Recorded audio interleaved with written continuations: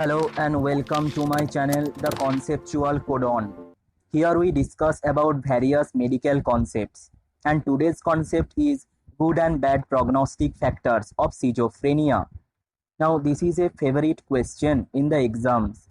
To remember this easily, we will learn about two clinical scenarios.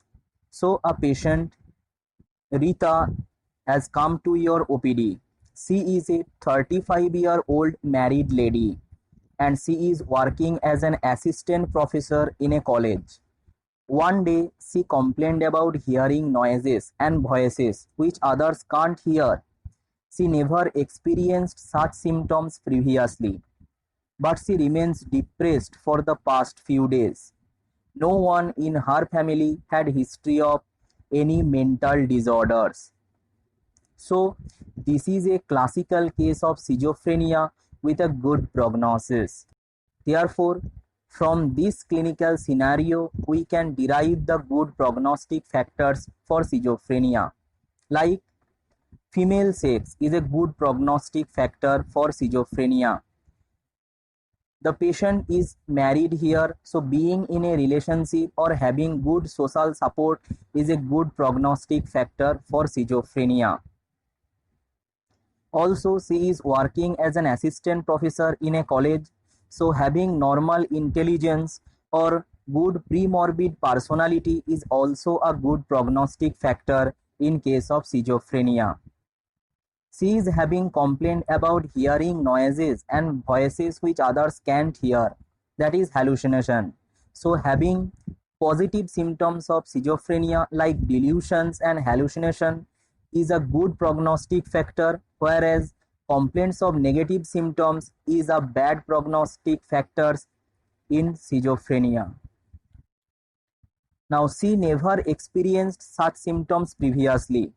So in this case, the onset of schizophrenia is acute and it is after 35 years of age.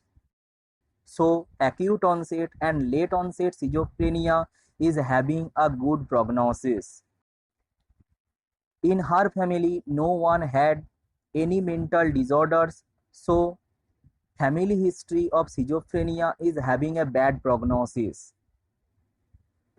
Also, she remains depressed for the past few days, so schizophrenia associated with depression is having a good prognosis. Schizophrenia without depression is a bad prognosis. We can also remember these good prognostic factors by a mnemonic, that is finding plans.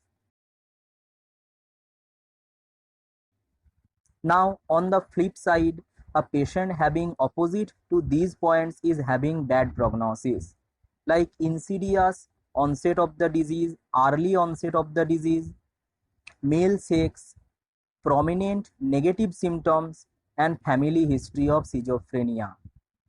Regarding the subtypes of schizophrenia, paranoid subtype where the positive symptoms predominate is a good prognostic factor,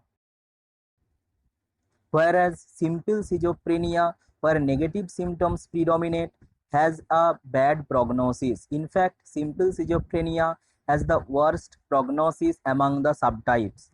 Disorganized and undifferentiated subtypes of schizophrenia are also having a bad prognosis. So that concludes our topic about good and bad prognostic factors for schizophrenia. You can access the notes from our Facebook page. Follow us there. If you liked the video, do like, comment and share. To watch more conceptual videos like this, please subscribe.